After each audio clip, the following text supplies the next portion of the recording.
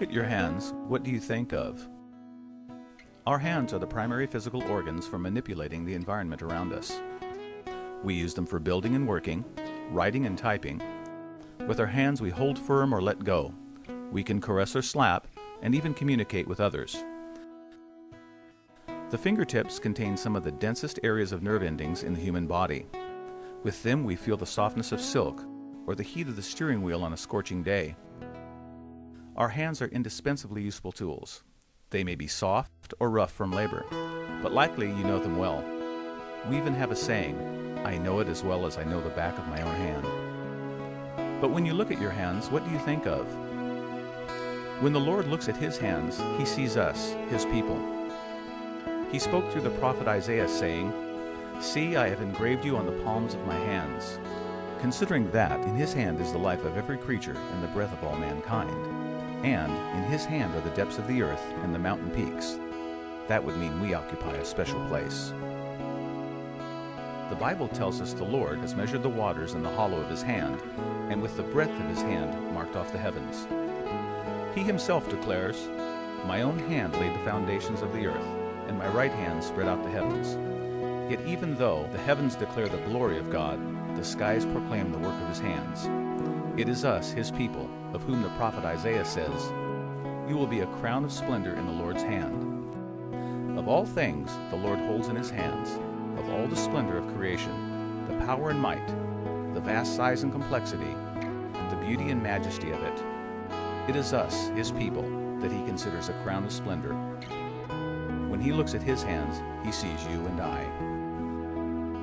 The Bible tells us the Lord formed us from the dust of the earth, and as a potter working clay with his hands, He makes us into vessels prepared as He sees fit. We have been given these hands to create with and work with because our God is a creator and we are made in His image. We have tools with which we can express ourselves creatively because our God expresses Himself creatively and we are made in His image. In your hands, you can see traces of who God is. When you look at your hands, you might see incredible complexity. About 1/4 of the motor cortex in the human brain is devoted to the muscles of the hands. The human hand has 27 bones.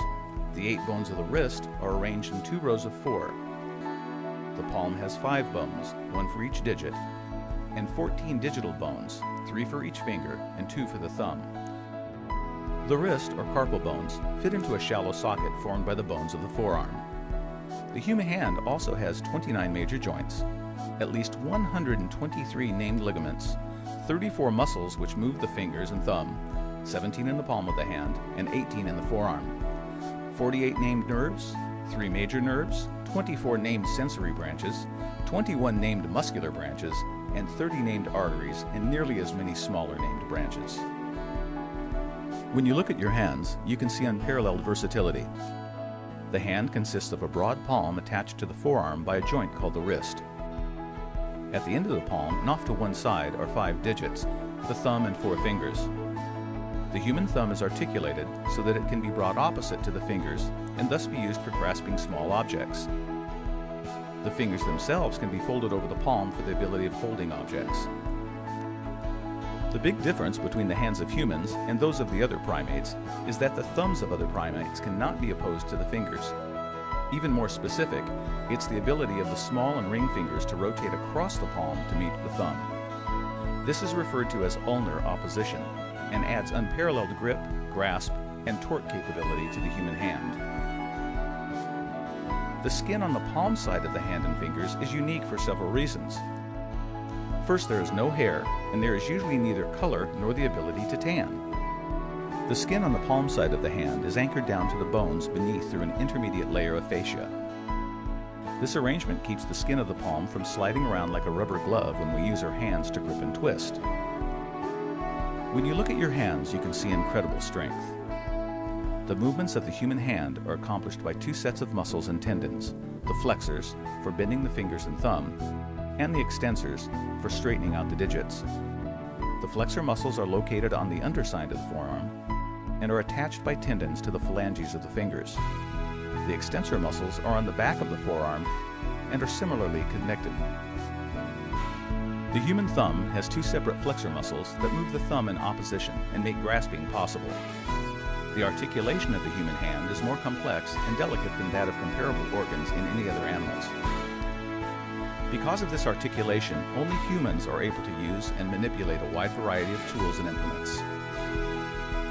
The fingers are special because there are no muscles inside the fingers. The muscles which bend the finger joints are located in the palm and up in the mid-forearm, and are connected to the finger bones by tendons, which pull on and move the fingers like the strings of a marionette. The muscles which power the fingers are strong enough for some people to climb vertical surfaces, supporting their entire weight at times by a few fingertips. The biomechanics of the hand require that the force generated by the muscles which bend the fingertips must be at least 4 times the pressure which is produced at the fingertips. When you look at your hands, you can see their sensitivity. The skin also has fingerprints that help in gripping. It is tough and durable, yet sensitive. The fingerprint on the skin is actually a friction ridge or raised portion of the epidermis on the palm or fingers. Besides assisting in gripping, fingerprints also serve to amplify vibrations triggered when fingertips brush across an uneven surface, better transmitting the signals to sensory nerves involved in fine texture perception. When you look at your hands, you can see your unique individualism. The palm and fingerprint are also unique in that no 2 friction ridges are alike, making it ideal for identification purposes. Considering there are nearly 6.5 billion humans on the planet, it's an amazingly individualized trait. And considering that the population is not static, more than 100,000 people die every day and even more are born, the number of individually identifiable patterns is staggering, yet you remain uniquely identifiable through your hands. When we look at our hands, we see evidence of God's thoughtfulness and design, and each of these traits may remind us of the Lord. But even as we consider how useful our hands are and what great things we can do with them, there is one area where they have no power. When we consider our sins, we are reminded that our own hands could never carry the burden. However, even as we admit our weakness, we can look down at our hands and remember the work that the Lord did for us. His hands laid the foundation of the earth and spread out the heavens for us. He created us, but we ignored him and walked away. We find ourselves trapped in a bondage to sin and separated from God and his anger towards sin. Nevertheless, he promised that he would ransom Jacob and redeem from the hand of those stronger than they. Our hands can't fix our sin, but his hands are able. He spoke to us long ago, saying, "All day long I have held out my hands to an obstinate people." But nearly 2,000 years ago, at the appointed time, he stretched out his hands once again to create a new covenant, one that would cover all our sins and offer his righteousness in place of our sin. The hands that created us and have our names engraved on them were stretched out and nailed to a cross to pay the price of our sin. Remember that when you look at your hands.